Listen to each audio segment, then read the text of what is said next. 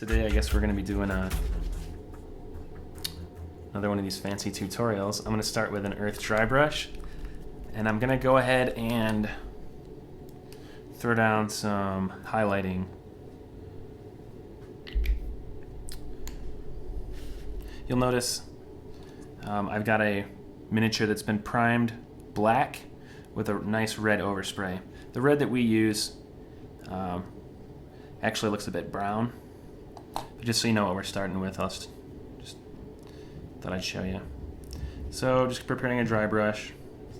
If it's not cool to the touch, then so the brush is ready. Now I can actually just hit the entire model. The important thing is I want to keep some of the red alive. I don't want to kill all the red completely. In fact, the red is going to look really good later. So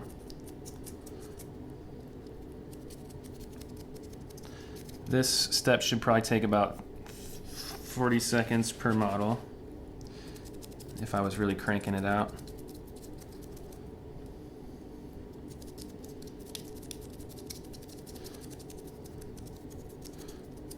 Probably need some more paint or something. What's going on here? Alright.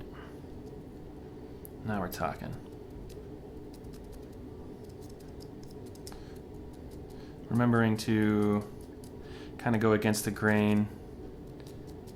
You want to just hit the raised surfaces. But one thing I'm definitely looking out for is hitting the entire model, but I want to leave some red in there. So really that doesn't take too long. I'm just fussing a bit, make sure it's right. So the entire model.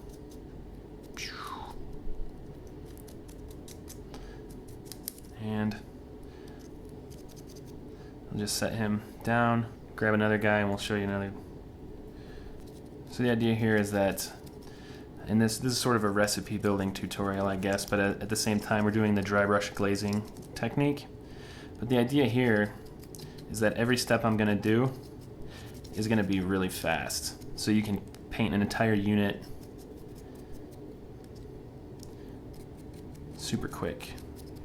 So this is a good example just to show you the shadows, the highlights. So you've got three colors. Everything's showing up there. The idea here is that so far what we've got black, red, then brown. So your shadows are going to be nice and black, the deepest parts. And then you got red undertones, which are going to help later. They're going to be nice. It's actually going to look like corrosion in the weapons. And then the brown also.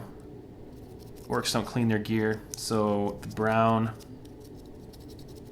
is going to be a nice weathering effect as well. So you're going to have, the metal is going to be black, red, and then brown. So you've got, actually here, you've got like really rusty, dirty weapons, which to me, that's what orcs, that's what they do. All right, now the fun begins. I'm going to use a scurvy green. It's kind of this like dark bluish green color. And I'm going to prepare a glaze. Oh, of course the bottle's going to be clogged though. There we go. So as you guys probably already know, a glaze is when we take water and thin down the paint so it's translucent. You can see through it basically. So it's a semi-transparent layer. So there you go. That's what a glaze is. And now I'm gonna hit the skin. What I'm gonna do is I'm gonna pick a body part, right? So I'll start maybe with his head or his arm or whatever. And I'm gonna paint the entire layer of skin. But what I wanna do is avoid pooling. And at this stage also, some of these fields, like, I don't know if you guys even know what I mean by fields, but we'll talk about that later maybe. I've got some of this stuff can even be like finished or close to finished. What I mean is like the brown over red. You could definitely have some of his cloth or something if you want to do like you know, brown leather. It could be finished. So anyways, what I'm going to do is I'm going to avoid certain things with this layer of scurvy. So I'm going to avoid painting his teeth and his fingernails and things like that, so that they're actually real close to being finished. All right, so now I've started getting some pooling in there. So I'm going to go back in and I'm going to smooth that out. I'm going to soak up any pooling and I'm going to spread it around, because I'm trying to do a glaze, not a wash. I'm not creating a shadow or a highlight with this. What I'm doing is I'm just adding color to the model. So that's what a glaze is and what it's for. So, all right, so now his skin is looking pretty awesome. I'm gonna go ahead and hit the rest of his skin surface. So now the knobs, you know, they got a lot of gear and stuff, so there's not tons of skin. All right. So in a way, you're kind of just staining the model. So it's pretty wet there. So I'm just gonna soak up some of the pooling.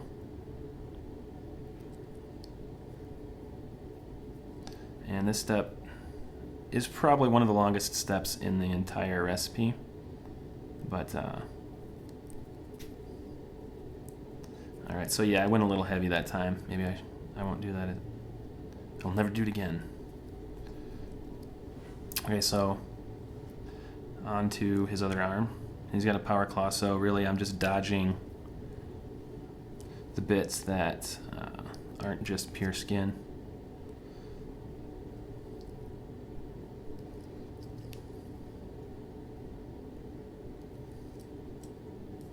Okay, but you have to scan the entire model and make sure that if you're going to pick out a surface or like a material, that you look at it from all angles, make sure you don't miss anything. See how his skin comes down here. When I want to pull paint off of the model, like if my glaze is too wet or if it's pooling up, which I want to avoid that, right? So all I do is I suck up some of the water in my paper towel. Basically, I'm just preparing the brush to absorb rather than apply paint. So like, I'm about to do it again. I get the entire surface nice and glazed, but I'm actually going to wash off the brush and I'm going to dry off the brush. So now I'm actually pulling paint away and I'm just soaking up any of the excess pooling, because I'm not trying to create a wash or a shadow or anything, because that's what a wash essentially does. Is one of the main uses is to create shadows.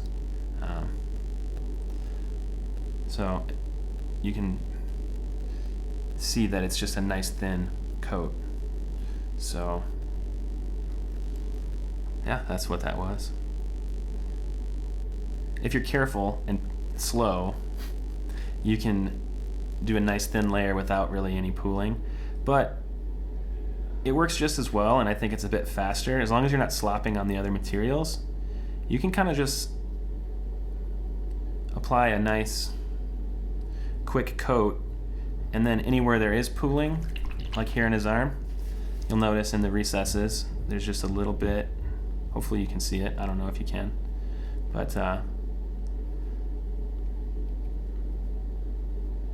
I'm just spreading out where the pooling is, and I'm going to make sure I hit the entire surface.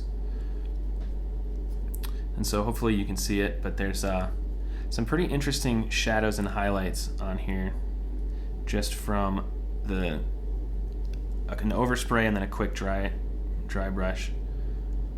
So we got one more arm to go. Just going to make sure my consistency on my glaze is good, because it'll dry out over time. I'll just add a little extra water if I need to, and finish up the skin. One thing you can do if you're really worried about speed and consistency is, instead of spinning the model around and around, I'm going to sit and I'm going to paint everything I can see from this angle before I turn it. So now I think I've got everything I can see here, so I'll turn the model and then I'm going to paint everything I can see from this angle. Again, I'm avoiding the fingernails and avoid slopping on any of the other surfaces. But so now, again, before I move the model, I'm just going to make sure that everything I can see from this angle is hit, and then just spin it a little bit here and there to hit those hard to reach spots, and you should be good. Make sure, pay close attention though. And I'm painting with my eyes as I paint with the brush. What I mean by that is I'm scanning the entire model. I'm scanning it as I'm painting, because I don't know, after painting a while, you just kind of paint subconsciously, like you're just moving the brush. So I can actually look at the model a bit and see what I'm gonna hit next. So there's the skin. On to some of the metallics. So I've got an oily steel. It's a nice dark metallic color. Actually, you know what I might do? This is a little bit darker, so I'm gonna go with gunmetal gray. So if I start with a darker color, I can highlight up higher. So that's what that's about. All right, so now I need a flat brush, which I don't have a super nice one, but so a flat brush, just flatten it out, and similar to dry brushing, I'm gonna load the brush up, but I'm gonna get a good bit of it off. And now all I do is I look for metallic areas, right? And I just drag the brush across. And I'm gonna make sure to leave some of the reds and browns in there, because if I didn't, really what's the point? Got a little slop on his arm, but I can clean that up with a highlight. So you gotta think about the steps and what order you do them. Try and do the sloppy stuff first so that your final highlights and steps can be used as a cleanup step. That's another little trick for you. So the idea here is every step that I'm going to do is going to be important. Every step that I do is going to be fast as possible. But you do have to pay attention. So what I'm doing now is I'm cleaning up any slop from the green. I can clean that up with my metallic slop as well. So every step you can apply it to. You can use it to help clean up your previous steps. All right, so now flat brushing.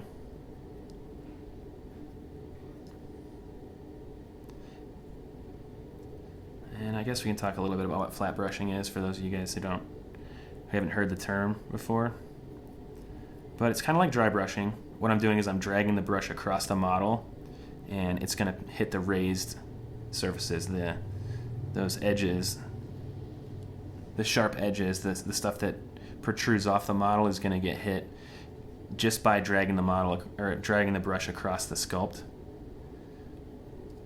But what I'm also doing is I'm leaving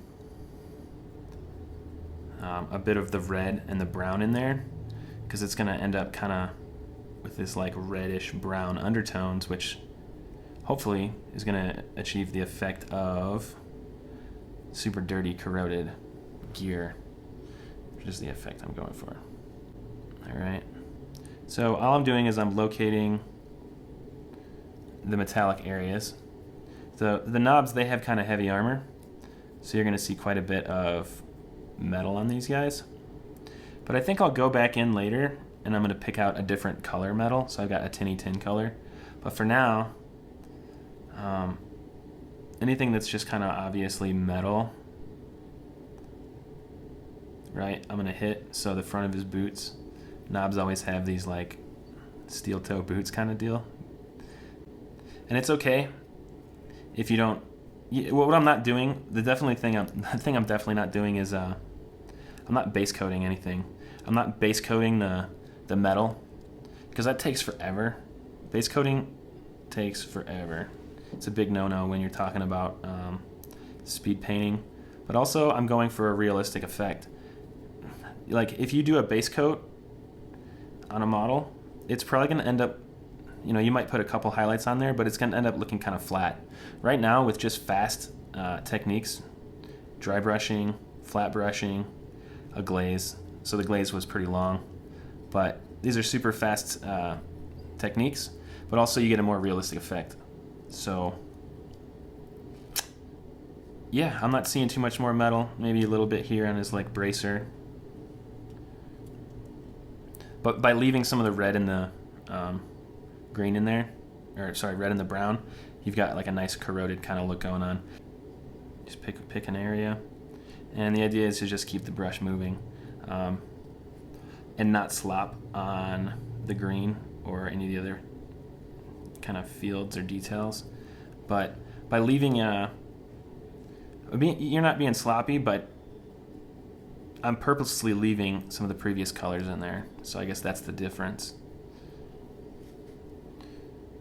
I put the red and the brown there on purpose. So I don't know. I guess that's a trick for kind of speed painting, is being selective with your primer or your undertones. So if you're going to do an overspray, picking one that's going to help you out later rather than fighting a color that isn't really that useful.